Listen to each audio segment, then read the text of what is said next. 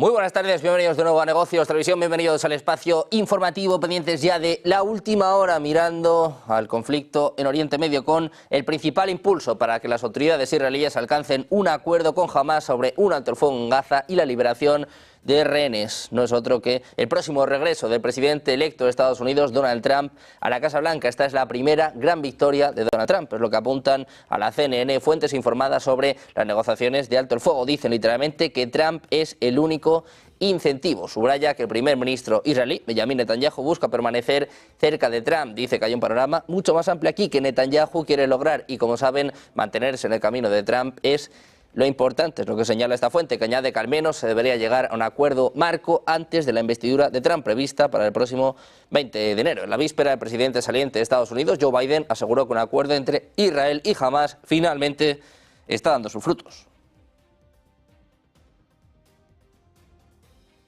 También mirando una de las citas clave de esta semana, el acuerdo entre Rusia e Irán. Se disponen a firmar un acuerdo de asociación estratégica integral por un periodo de 20 años. Es lo que apunta un informe de la agencia TASS este martes, citando al embajador iraní en Rusia, Kazem Jalali. Dijo que el acuerdo requerirá la ratificación del Parlamento iraní antes de entrar en vigor y evitó aclarar si el acuerdo incluiría cláusulas de renovación automática. Según los informes, la asociación tiene como objetivo fortalecer los lazos entre Moscú y Teherán en varios sectores, lo que pone de relieve su creciente cooperación en medio de la evolución de la dinámica geopolítica. Los comentarios de Jalali se producen mientras el presidente iraní, Masoud Pezeshkian, tiene previsto visitar Moscú el 17 de enero y reunirse con el presidente ruso Vladimir Putin, donde se espera que ambos firmen oficialmente el acuerdo.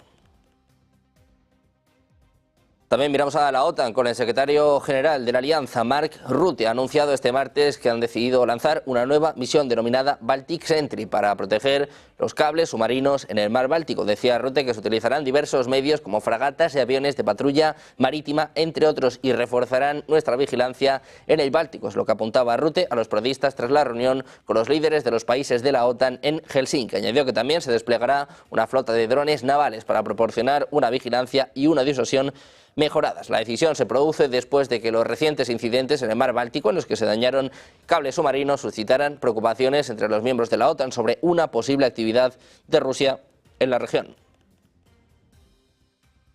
Precisamente en Rusia, el ministro de Exteriores ruso, Sergei Lavrov, ha asegurado que su país está dispuesto a negociar la concesión de garantías de seguridad a Ucrania, aunque la prioridad en unas futuras negociaciones con Estados Unidos será la creación de una nueva arquitectura de seguridad en todo el continente eurasiático. Decía Lavrov, estamos dispuestos a abordar las garantías de seguridad para el país que ahora se llama Ucrania. Es lo que apunta en una rueda de prensa en la que resumió los hitos de la diplomacia rusa en 2024 y los desafíos para el próximo año. Aseguró que parte de ese país, y mencionó los territorios de Crimea, Donbass y las regiones de Jersón y Zaporilla, ya han tomado una decisión en alusión a los referendos de 2022. Precisamente mirando a la tensión en Ucrania, el Ministerio de Defensa ruso ha informado de que Ucrania atacó la pasada madrugada objetivos en la región fronteriza rusa de Briansk con 6 misiles de largo alcance estadounidenses ATACMS, 6 misiles británicos Storm y hasta 180 drones. Dicen que anoche desde el territorio de Ucrania se intentó lanzar un ataque con misiles contra objetivos en la región de Briansk, utilizando 6 misiles ATACMS de fabricación estadounidense, 6 misiles de crucero Storm de fabricación británica y 31 vehículos aéreos no tripulados, lo que señala la nota castrense, en la que Moscú promete responder al ataque de Kiev. Según defensa, todos los misiles lanzados por Ucrania contra la región rusa fueron derribados por la defensa antiaérea sin causar víctimas. Otros 2 misiles Storm fueron destruidos en las últimas horas sobre el Mar Negro, según los militares rusos. Dice que las acciones del régimen de Kiev, apoyadas por sus amos occidentales, no quedarán sin respuesta, es lo que indica la nota castrense.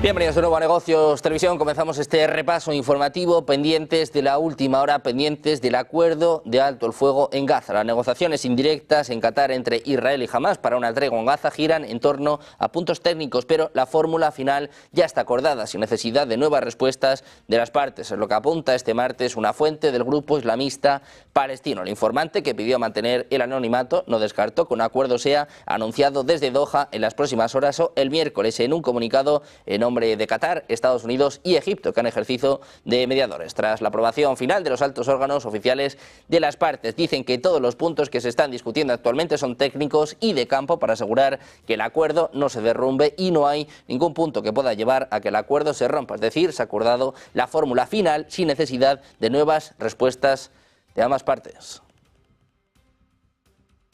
En Doha este martes está prevista precisamente esta reunión decisiva para cerrar un acuerdo sobre alto el fuego en Gaza. Los mediadores entregaron el lunes a Israel y Hamás su borrador final de un acuerdo para poner fin a la guerra que se desató tras los ataques del 7 de octubre. Según lo que han señalado fuentes a Reuters, el momento llega tras el avance a medianoche en las conversaciones a las que asistieron enviados del presidente saliente de Estados Unidos, Joe Biden, y el presidente electo Donald Trump. Biden dijo que el acuerdo de alto el fuego y liberación de rehenes que había defendido estaba a punto de concretarse y Hamás dijo que estaba interesado en llegar a un acuerdo que liberaría a los rehenes, detendría los combates, proporcionaría seguridad a Israel y permitiría aumentar significativamente la asistencia humanitaria a los palestinos.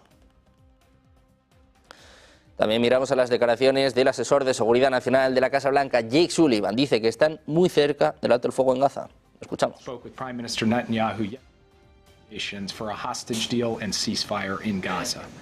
The president spoke with Prime Minister Netanyahu yesterday and just got off the phone with the Emir of Qatar. He'll be speaking soon also with President Sisi of Egypt. We are close to a deal, and it can get done this week. I'm not making a promise or a prediction, but it is there for the taking, and we are going to work to make it happen.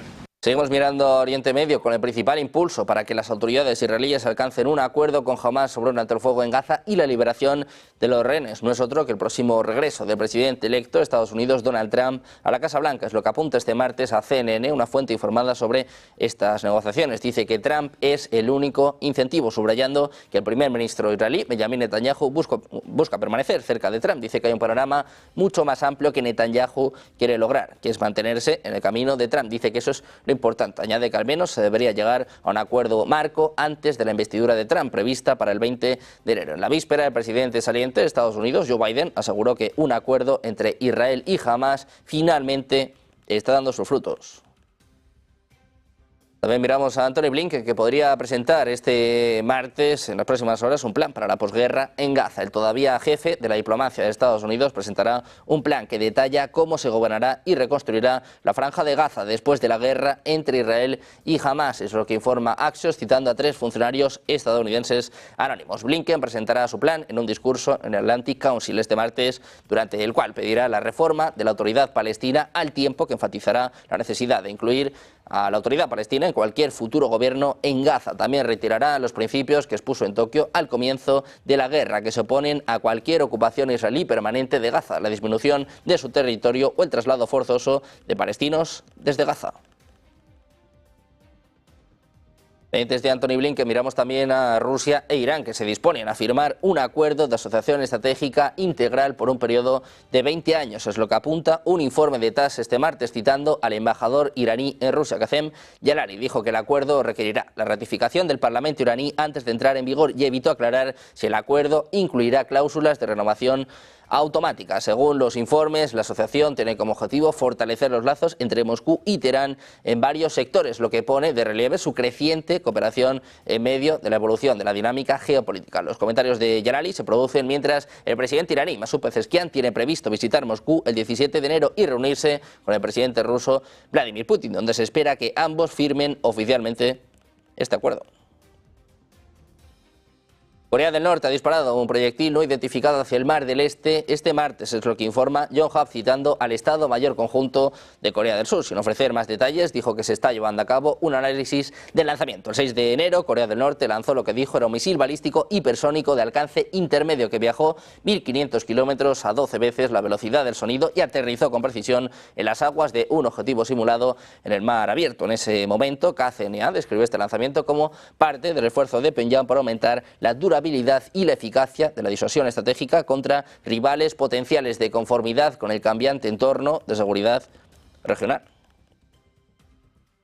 También miramos a Taiwán. Ha detectado este martes la presencia de una patrulla de preparación para el combate del ejército chino cerca de su territorio, la tercera en lo que va de año, a falta de menos de una semana para la toma de posesión del presidente electo de Estados Unidos, Donald Trump. En un comunicado, el Ministerio de Defensa Nacional de Taiwán señaló que desde las 8:20 del martes había detectado 22 aeronaves chinas, entre ellas cazas de combate J-16, aviones de alerta temprana KJ-500 y drones realizando actividades en el mar. En total de esos aparatos, 19 cruzaron la línea media del estrecho de Taiwán e ingresaron en la región norte, centro, suroeste y este de la autoproclamada Zona de Identificación de Defensa Aérea Taiwanesa para llevar a cabo patrullas de alerta y preparación para el combate con buques de la Armada. Mirando a China, les contamos que Moscú ha prohibido a la mayoría de las aerolíneas europeas volar en el espacio aéreo ruso en 2022 en respuesta a las sanciones occidentales impuestas a raíz del conflicto en Ucrania. Esto, según remarca Financial Times, ha agregado horas a los vuelos a destino asiáticos, incluida China, y además ha aumentado las facturas de combustible. De esta forma, las 3 aerolíneas estatales más grandes de China están empleando rápidamente sus rutas y capacidad hacia Europa, ya que su capacidad de volar sobre el espacio aéreo ruso les da una ventaja de costes sobre sus rivales regionales. También pendientes de la OTAN, el secretario general Mark Rutte ha anunciado este martes que la alianza decidió lanzar una nueva misión denominada Baltic Sentry para proteger los cables submarinos en el mar Báltico. Dice Rutte que se utilizarán diversos medios como fragatas y aviones de patrulla marítima, entre otros, reforzando su vigilancia en el Báltico. Escuchamos las declaraciones del anuncio de Mark Rutte en Helsinki. Today I can announce that NATO is launching Baltic Sentry. Under the authority of NATO's Supreme Allied Commander, General Kishkavoli, this military activity is part of our ongoing effort to enhance maritime presence and monitoring of key areas for our alliance. It will involve a range of assets, including frigates and maritime patrol aircraft, among others, and will enhance our vigilance in the Baltic. Second, we have agreed today to launch an initiative to deploy new technologies to this effort, including a small fleet of naval drones to provide enhanced surveillance and deterrence. Añadía que también se desplegará una flota de drones navales para proporcionar una vigilancia y una disuasión mejoradas. La decisión se produce después de que los recientes incidentes en el mar Báltico, en los que se dañaron cables submarinos, suscitaran preocupaciones entre los miembros de la OTAN sobre una posible actividad de Rusia en la región. Precisamente el propio Rutte alertaba en las últimas horas, dice que Ucrania no puede negociar sobre una posición de fuerza, dice que hay que dar un impulso para que pueda tener fuerza en la mesa de negociaciones con Rusia. Escuchamos a Rutte. Whenever peace talks start to happen, will be crucial that going forward, Russia has to understand that post those talks, it is impossible for them to again attack Ukraine. So part of the peace talks has to be the exact way of going forward in terms of Ukraine's relationship with NATO, preferably within NATO.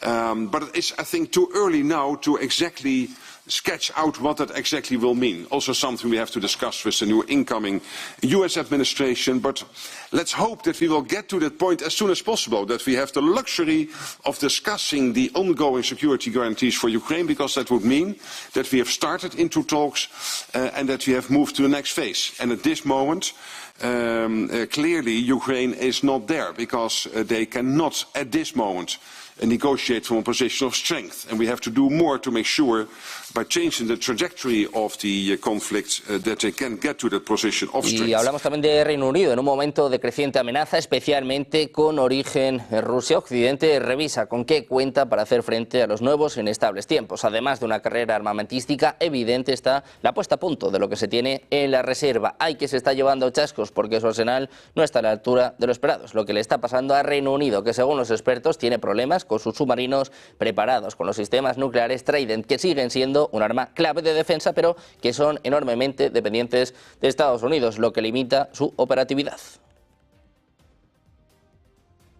También miramos a Alemania. El ministro de Defensa alemán, Boris Pistorius, ha llegado este martes a la capital ucraniana en una visita no anunciada, es lo que informa el medio de comunicación local Ukrainska Pravda. Durante su viaje se espera que Pistorius discuta un mayor apoyo militar de Alemania a Ucrania, según apunta este informe. Dicen que es importante demostrar con esta visita que siguen comprometidos a apoyar activamente a Ucrania. El Ministerio de Defensa alemán confirmó la visita, según informaban los medios. Hasta diciembre de 2024, Alemania ha proporcionado o comprometido asistencia militar a Ucrania por un valor de 28.000 millones de euros.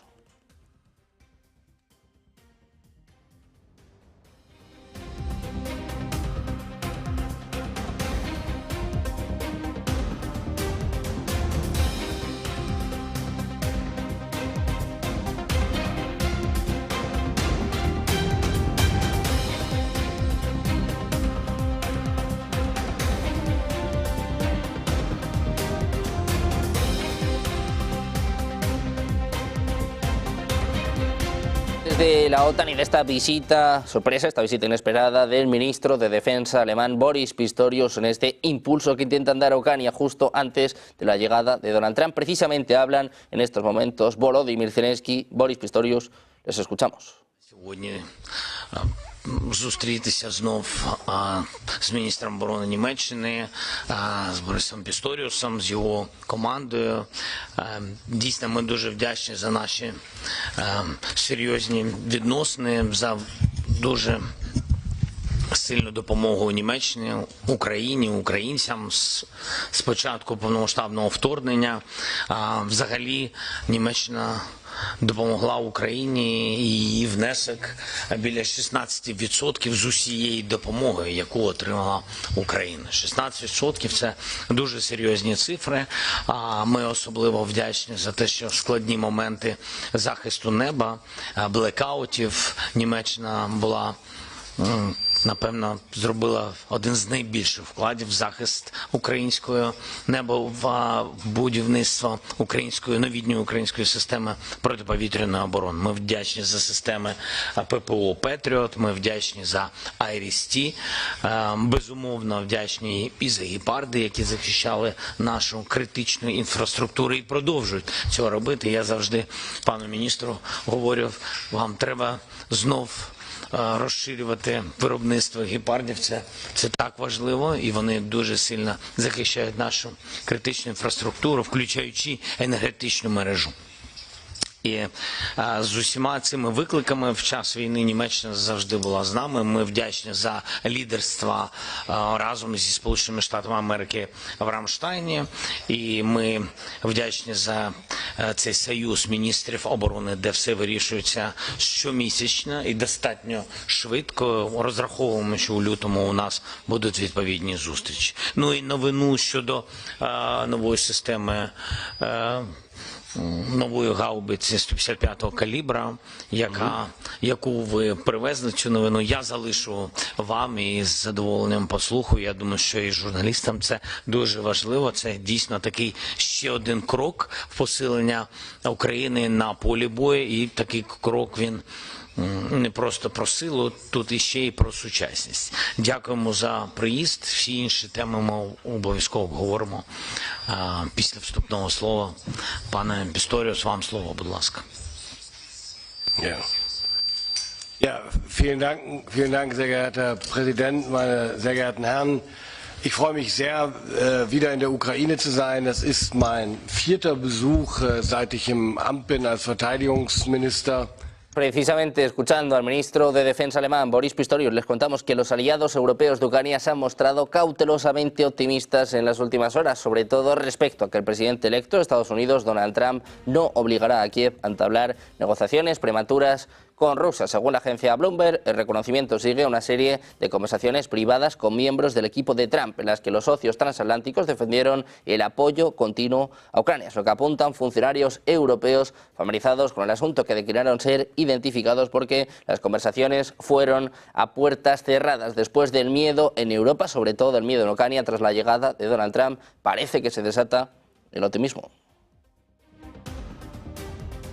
Pendientes también de Estados Unidos con las últimas medidas de Joe Biden con un Trump que quiere reunirse lo más rápido posible con Vladimir Putin. Hacemos una pausa, 2 minutos, y se lo contamos en Negocios Televisión.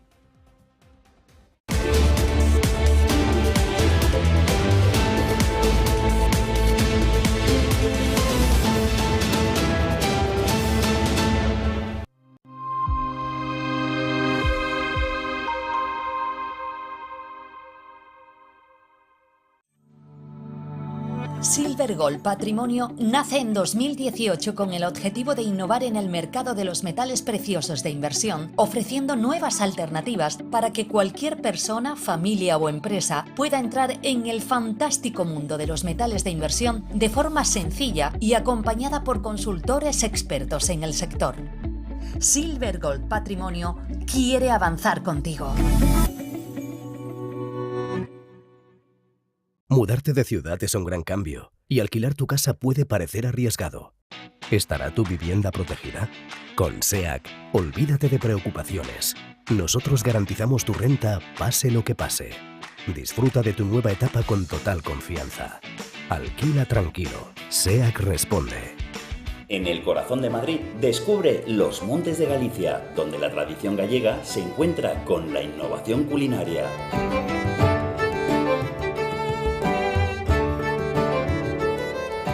Saborea nuestros mariscos frescos, carnes jugosas y postres caseros.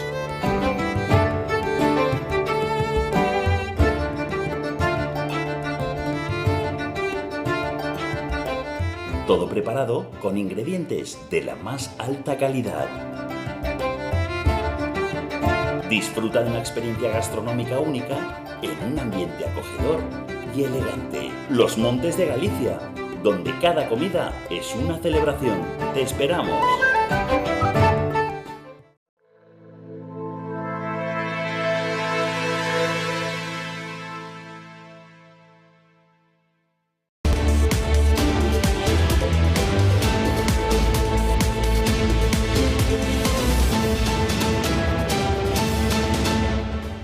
Ya estamos de vuelta en Negocios Televisión, pendientes de la última hora, de la tensión geopolítica, también pendientes de lo que concierne a la economía con el foro de Davos, que arranca la próxima semana con un nombre propio, con un protagonista, todo el mundo pendiente de Donald Trump. Escuchamos el arranque, la agenda del foro de Davos. Se reúnen las principales economías del mundo, los líderes mundiales. Les escuchamos.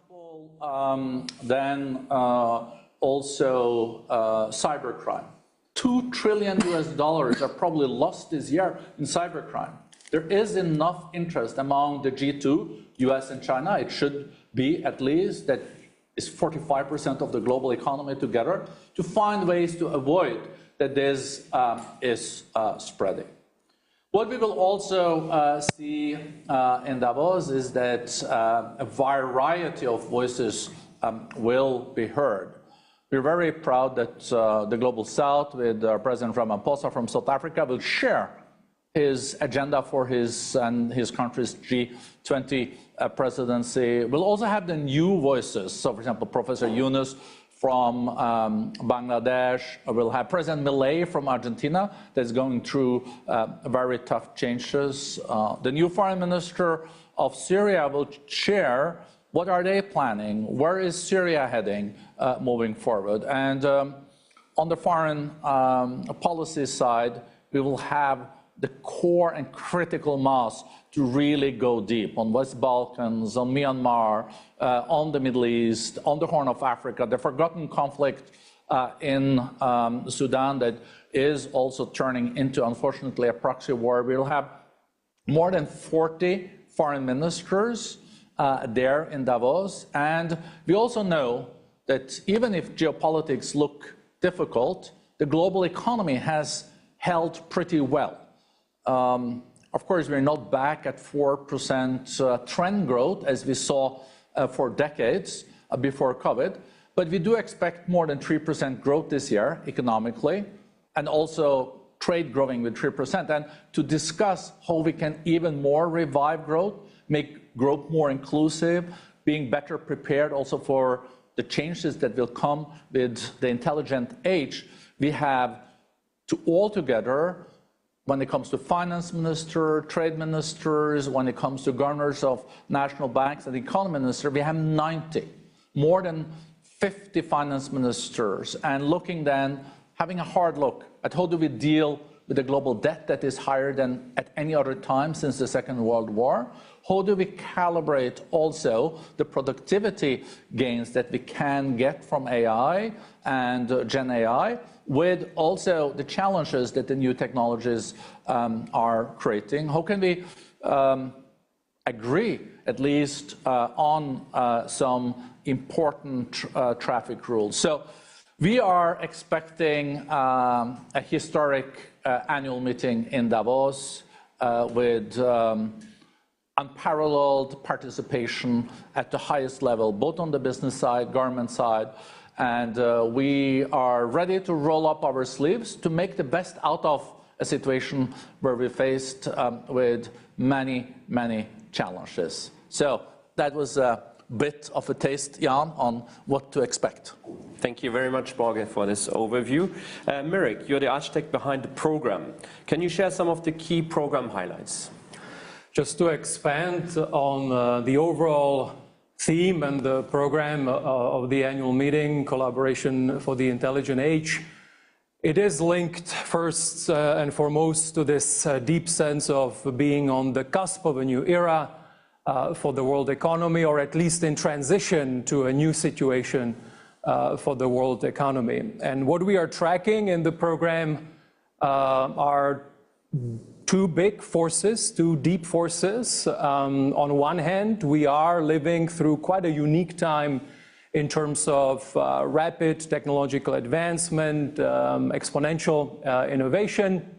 And on the other hand, we are tracking deep forces of fragmentation geopolitically, geoeconomically, and also in certain societies around the world. So it is really at the intersection of these two deep forces that, as Borge Brende mentioned, we will be gathering close to 3,000 leaders from around the world, from all walks of life, at this key time for the world economy. If I were to double-click a little bit on the concept of the intelligent age, why are we putting it on the agenda, why we think this is a game changer?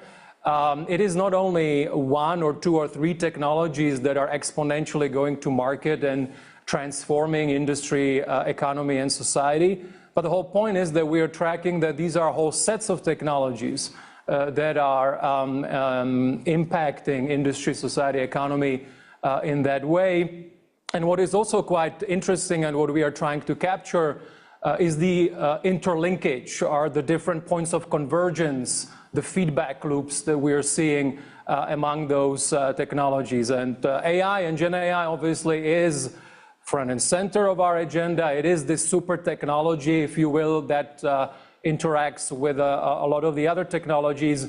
But we are making a point that really with the notion of the intelligent age, this is a broader spectrum. And so you will see us in the program addressing, of course, AI, Gen AI, but also biotech, clean tech, health tech, space tech, sensing technologies, robotics, advanced manufacturing, advanced energy technologies, and I could go on. Just a little bit on the other force in terms of geopolitical, geoeconomic, and societal fragmentation and polarization. Borge Brende, I think you have already covered it, but just to say, of course, we are tracking research from the likes of IMF and the WTO. If we have protracted fragmentation in the international economic system, some of these institutions would put it at the threat of a loss of 7% of global GDP. We are also tracking the changing geography of supply chains, trade flows. We are tracking the deployment of different economic policy tools in different economies, including, for example, industrial policy. And we are also, for example, tracking in the program the increased influence of national security considerations in terms of the conduct of economic policy. Maybe just to add one more thing on the program, Borge, you've covered, we'll be focusing a lot on the economy, on growth as well. But of course, this is a holistic program, and so we'll be also putting a lot of emphasis on what it means for people, for societies, communities. The pillar is called Investing in People, particularly big focus on reskilling the future of jobs in this innovation-driven economy. My colleague Kim Wei will cover our pillar on nature and climate. Thank you, Merrick. Børge Brande has already hinted to the outstanding participation. What does the participation look like for business? One of our strongest participations in terms of also business leaders, Børge Brande mentioned it, 1,600 business leaders overall. We're also, of course, tracking in terms of at what level are executives coming, and 900 is really something that for us over the past few years, this is one of the highest numbers we've had. I'm also pleased that we are seeing growth of executives coming also from emerging markets, so that proportion is growing. This year we're seeing particularly strong numbers, for example, from the Middle East, also from South Asia.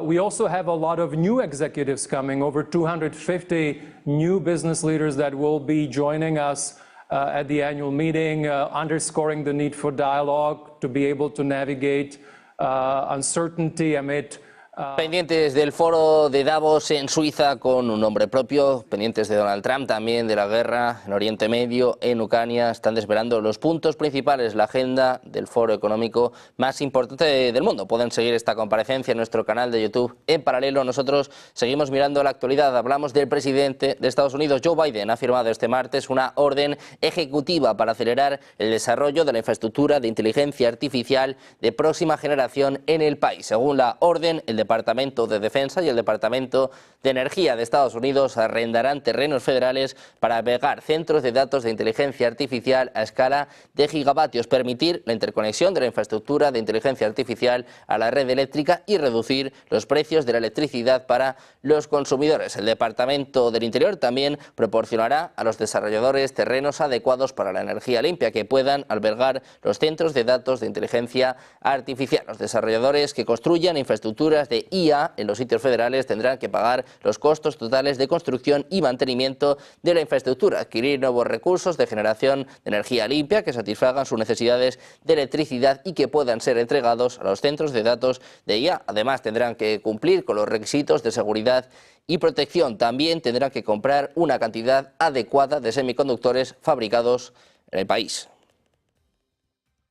Miramos en este caso a Estados Unidos. El Departamento de Comercio ha dicho este martes que decidió prohibir el uso de componentes chinos y rusos en vehículos estadounidenses conectados a Internet para abordar un riesgo indebido e inaceptable para la seguridad nacional. Es lo que muestra un informe del Wall Street Journal. La prohibición, que se aplica únicamente a los vehículos de pasajeros estadounidenses, incluirá las importaciones de componentes rusos y chinos utilizados para la conectividad de los vehículos, como el Bluetooth a partir de los modelos 2030 y el software de conducción automatizada de los países a partir de los modelos 2027. La medida también impedirá que los fabricantes con suficiente vínculo con los dos países vendan vehículos conectados a Internet en Estados Unidos, incluso si se fabrican en otro lugar. Dice que este es un enfoque específico para garantizar que mantengan las tecnologías fabricadas en la República Popular China y Rusia fuera de las carreteras estadounidenses y protejan las cadenas de suministro de vehículos conectados de su nación. Es lo que apunta la secretaria de Comercio, Gina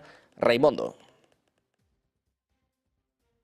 Miramos al presidente electo de Estados Unidos, Donald Trump. Ha comentado este martes el informe publicado recientemente por el fiscal especial Jack Smith, calificándolo de trastornado y desesperado. Dice que el trastornado Jack Smith no pudo procesar exitosamente al oponente político de su jefe, el corrupto Joe Biden, por lo que termina escribiendo otro informe más, basado en información de que el comité no seleccionado de hackers y matones políticos destruyó ilegalmente y borrado porque mostraba lo inocente que era y lo culpables que eran la expresidenta de la Cámara de Representantes de Estados Unidos, Nancy Pelosi, y otros. Dijo además que no pudieron lograr que su caso fuera juzgado antes de las elecciones, que ganó de manera aplastante, es lo que apunta en una publicación en Truth Social, agregando que los votantes han hablado. Trump también afirmó que el hecho de que el informe se publicara a la 1 hora local muestra lo desesperado que está. Precisamente el presidente electo de Estados Unidos afirmó que su estrategia para poner fin a la guerra en Ucrania depende de Putin. Decía, bueno, solo hay una estrategia y depende de Putin. No puedo imaginar que esté contento con cómo han ido las cosas, porque tampoco ha terminado bien para él. El propio Trump decía que sabe que Putin quiere reunirse y que lo hará muy pronto. Decía además, lo hubiera hecho antes, pero para ciertas cosas es necesario estar en el cargo. Para algunos asuntos realmente hay que estar allí. Es lo que agrega en referencia a su toma de posesión el próximo 20 de enero. También miramos al ministro de Asuntos Exteriores ruso, Sergei Lavrov, ha afirmado este martes que Moscú seguirá de cerca la política del presidente electo Donald Trump tras sus promesas de cambiar el rumbo del país. Rusia tiene la intención de vigilar de cerca los métodos que emplea el presidente electo Donald Trump para hacer grande a Estados Unidos otra vez, es lo que afirma en una conferencia de prensa celebrada en la capital. Continuó reiterando la postura anterior del Kremlin de que la actual política internacional de Estados Unidos solo desestabilizará los mercados globales, especialmente las sanciones impuestas al sector energético ruso y los supuestos planes de Washington para desactivar el Turk Stream. Un Lavrov que además advertía a Occidente y dice que le harán entender que ya no pueden imponer a todo el mundo sus costumbres, asediando recursos de Asia y de Latinoamérica. Dice además que solo hay que cumplir la Carta de la ONU y para ello hay que entender que Occidente ya no puede gobernar el mundo. Escuchamos el aviso de Lavrov.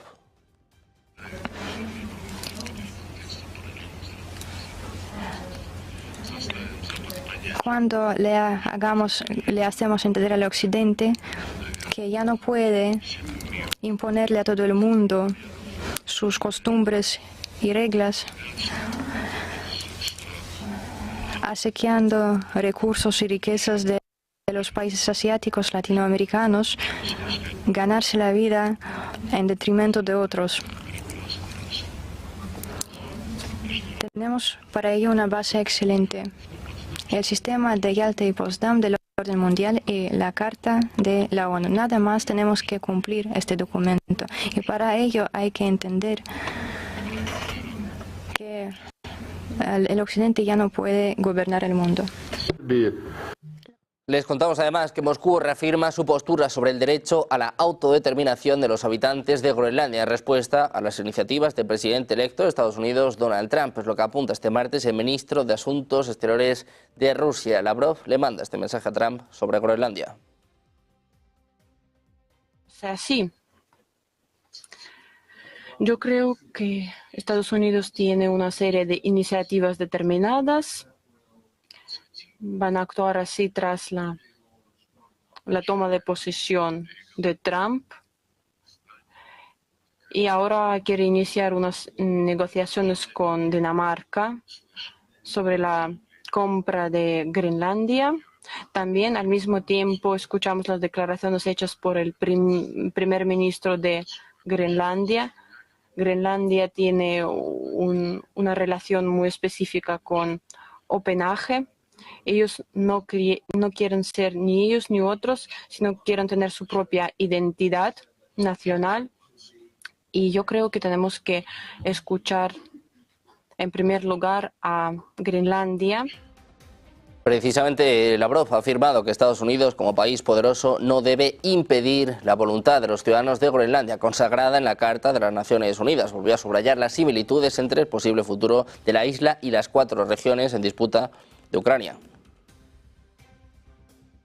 El ministro de Exteriores de Rusia, Sergei Lavrov, que ha asegurado que su país está dispuesto a negociar la concesión de garantías de seguridad a Ucrania, aunque la prioridad en unas futuras negociaciones con Estados Unidos será la creación de una nueva arquitectura de seguridad en todo el continente euroasiático. Decía Lavrov, estamos dispuestos a abordar las garantías de seguridad para el país que ahora se llama Ucrania, es lo que apunta en una rueda de prensa en la que resumió los hitos de la diplomacia rusa en 2024 y los desafíos para el próximo año. Aseguró además que parte de ese país, y mencionó a los territorios anexionados de Crimea, Donbass y las regiones de Jersón y Zaporilla, ya tomaron una decisión en alusión a los referendos de 2022.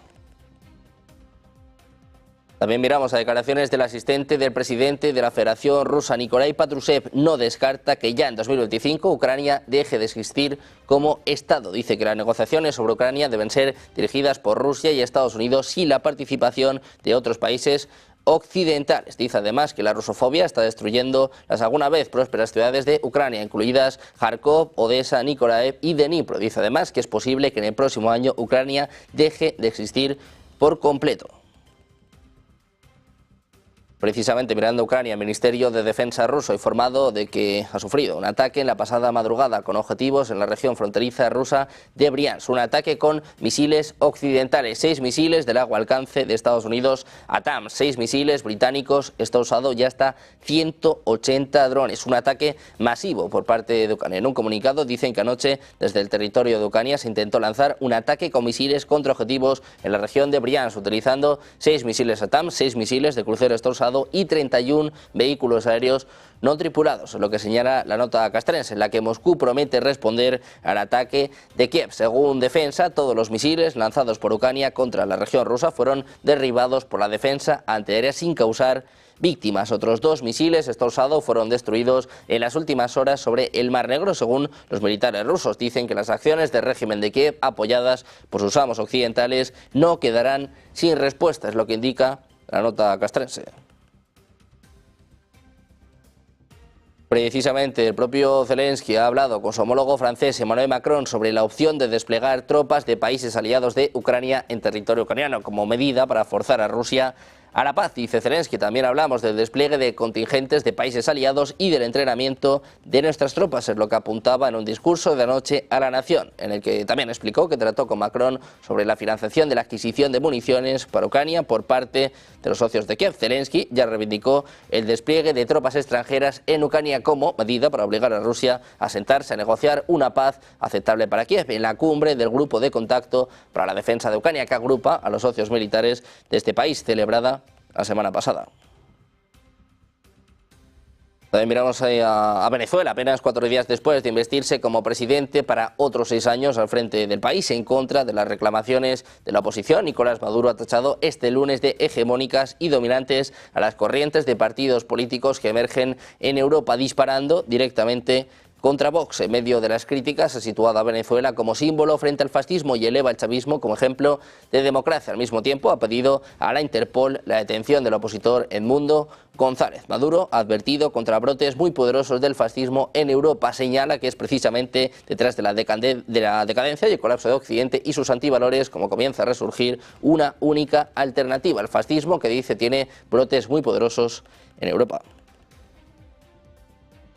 También miramos a los mercados con caídas en los mercados asiáticos. El Nikkei cedía un 1,5%, mientras que las acciones de Hong Kong, China y Australia lograban avances modestos. El lunes el Nasdaq caía un 0,4%, tocando un mínimo de 2 meses, mientras que el índice de referencia S&P 500 rebotaba desde un mínimo de 2 meses para terminar con una ligera ganancia. El índice del dólar estadounidense alcanzó su nivel más alto en más de 2 años este lunes, antes de ceder tras un informe de Bloomberg News que indicaba que la administración entrante de Donald Trump estaba discutiendo un plan arancelario gradual en lugar de uno repentino.